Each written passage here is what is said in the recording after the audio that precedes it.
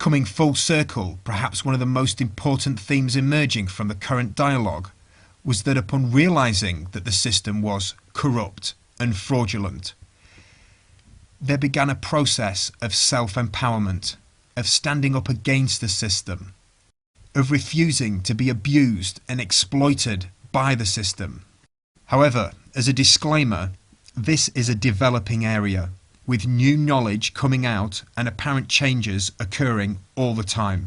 There had been people speaking on the so-called free man or sovereign topics who, it has been claimed, have misled people, and as a result of people following certain charismatic speakers, websites or forums, people have got themselves into trouble.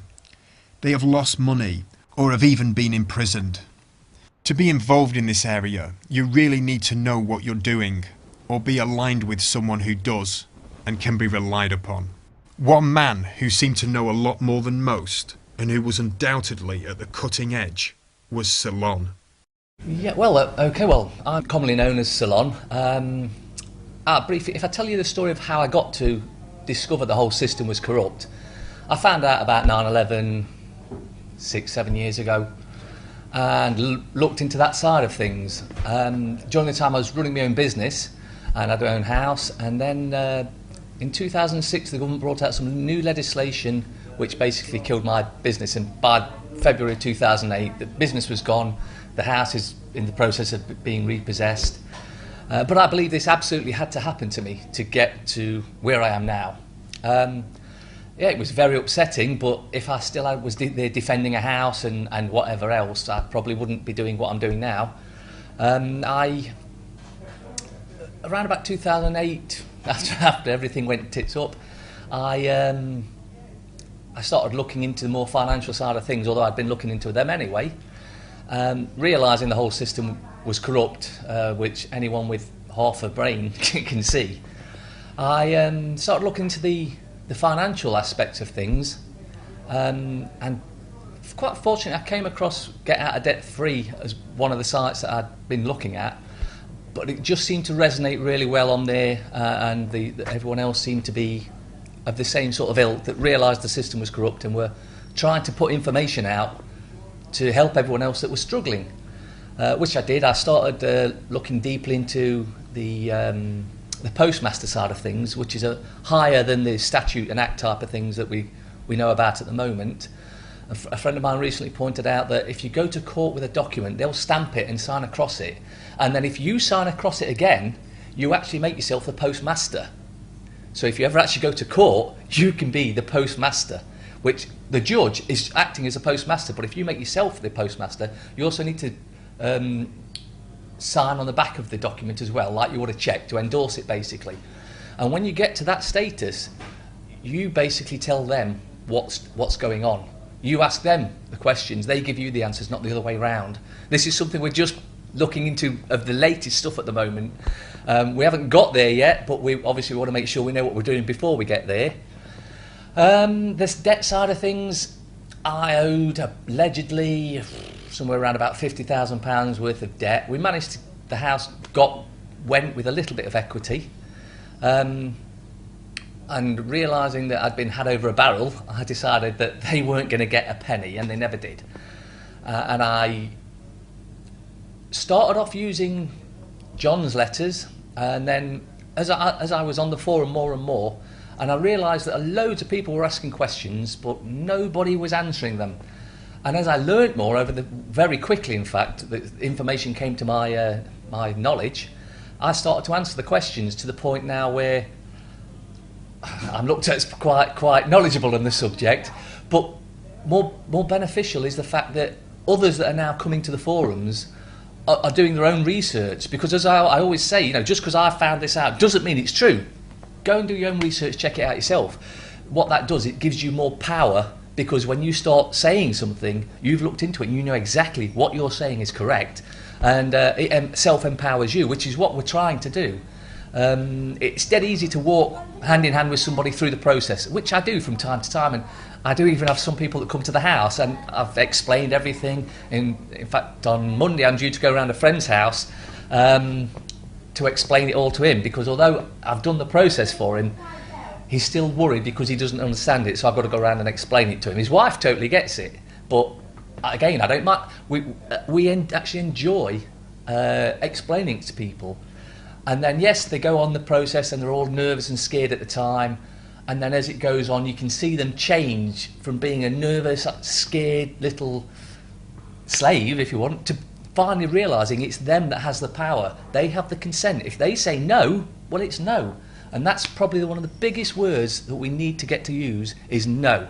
Because when we realise how powerful that word is, you take back the power of your life.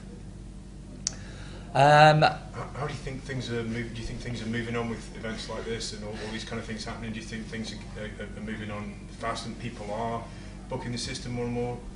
Absolutely. I mean, one of the things with Get Out of Debt is that presently we're having a new member sign up every 15 minutes.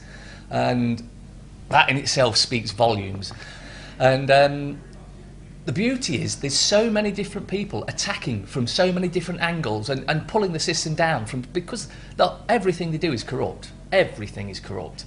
And we're all discovering these laws. It is like what Michael was just talking about the Bill of Rights Act 1688-89, where he was saying rightly that the Bill of Rights Act was absolutely in full power, but in the particular case that Michael was turned out, apparently it wasn't involved in that case, which is, it's ridiculous. One sentence saying yes, it has its full power, and the next, but it's not in this case, But this also helps towards the parking tickets and penalty charge notices and dropping some litter. It's all a fine given before you've been taken to court, so it's not lawful. And of course, if the most powerful thing I've tried to get over to the people in the community at the moment is me, along with a lot of other friends, have realised going to court and making state the Bill of Rights Act, blah blah blah, states this, and they just not interesting, chuck you out. Whereas we've come to the realisation that if you go to court and you're going to use the Bill of Rights, for instance, for a parking ticket, we'll say, or it'll be a tribunal then, and you go to that tribunal and you have it printed off a dozen times, and you make sure everyone in that room gets a copy of it. The prosecutor, the magistrates, even if there's someone clean up, give them a copy so they can watch. So when you do, what you do then is you then, sir, with the greatest respect, the Bill of Rights Act 1688-89, Section 12, does it or does it not clearly state that promises of fines or forfeitures before being taken to court are illegal and void? Now, bear in mind, everyone else has got a copy of that document and they're reading it and they can see what was just said is absolutely correct. They can't answer anything but yes. And at that point, you say, well then, sir, what am I doing here? Because he's admitted that the fine that you've been given isn't lawful. What am I doing here? What can he say to that? Well, if everything goes correct, all he can say is, you're correct. It's thrown out. But again, it's questioned, because I did come across a part where somebody had attempted to use a Bill of Rights, but they'd gone in on the process of making statements. It states here, blah, blah, blah, blah.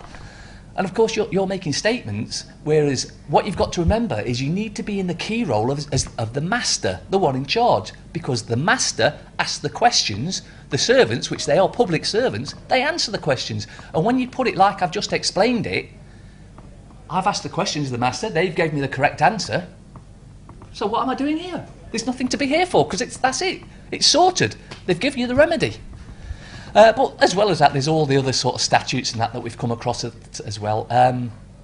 Postal law, which I briefly mentioned, I looked into that and I found that whoever is the master is the master. So with the letters that we use, I then started looking into it further. And David Sidney Rideout, you can look up on YouTube if any of his videos haven't been deleted yet, gives very good information on how to use stamps.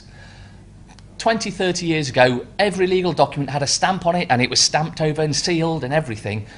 And I think they realised that they were actually showing us the true power of documents, and so they eventually faded that out. So you don't see it anymore.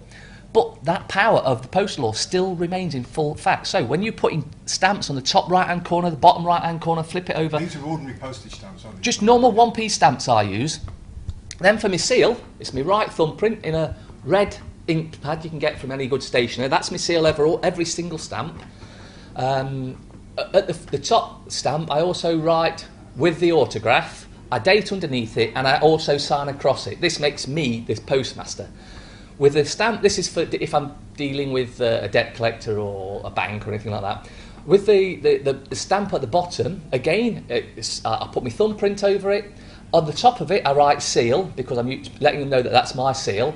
And then to the left of it, I write the words copy claim, because this is my copy claim against them. Again, I date underneath it, and you sign across it as well. If people aren't getting that straight away, they can find all this information on the site and that kind of yeah, thing. It has been posted a few times. Again, David Sidney Rideout, there's a fantastic, it's about 8 pieces, but even if you just watch the first piece, which is half an hour long, that will give you all the information you need on stamps. And making yourself like I say, the postmaster is very, very important. And you also do this similar on the back. You sign across it, well, you thumbprint it first, sign across it and date it. This has very big significance if you are actually thinking of taking it to court. Being the postmaster, what it does, putting them stamps and seals and signing it and dating it, it basically means that if it goes before a judge can't put it face down, so the blank face is facing him, and say, I see nothing of interest, because you're the postmaster and you know exactly what's on that document. One of the things they also try to do is put it the right way up, but look in between the lines of the print and say, I see nothing here. Well, with all those stamps and seals and signatures on it, it means that you can't do that. Now, one of the things on the letters we do have is without prejudice. Now, that means that that document can't be used against you in court unless you and whoever you sent it to agree. Now, they're not going to agree to using that document in court, simply because we simply ask them a number of questions. You're saying I owe you so much money. Well, okay, can you answer me this? Where did the money come from? Can you show me the contract? Various other bits and bobs we ask them, which of course they can't supply. If you ever do go to court, though, all you need to do is swear either, and I do say either because there are two very powerful ones. Lately I've come to the understanding that the affirmation is more powerful than the affidavit, and I've posted it on the site. But either one of them still works fine. You would just swear what was in the body of letters 1, 2 and 3. So you would say what was in letter 1, what was in letter 2 and what was in letter 3. And all you're doing there is then you say, because this is my oath or attestation, and you're putting that forward for them to rebut. Now, of course, they can't rebut anything because what you put in the letters is exactly what you put there, except you're just putting the body of what was in the letters without the legal little bits at the bottom. And you send that to the court, and the court or the defence has to rebut it for everything you've put in that. Now, they can't rebut it if what you've put in it is the truth. So therefore, it automatically stands as default judgment that everything you said is absolutely correct, and then they've got to try and say their point of view to dispute the fact that what you put in your affirmation or affidavit is correct. And they can't, because by them not rebutting it, they've agreed to it. So they've agreed that you said, I will be happy to pay any money I lawfully owe if you can prove that I actually owe that money, which sounds perfectly fair and legitimate to me. So it's fairly positive then? Yes, we are starting to get recently we've got a few court cases that we've actually won, not going the Freeman route, but going the route I mentioned earlier about the Bill of Rights Act type of thing. And we lost a case yesterday where one of our friends was actually suing a solicitor for £5 million.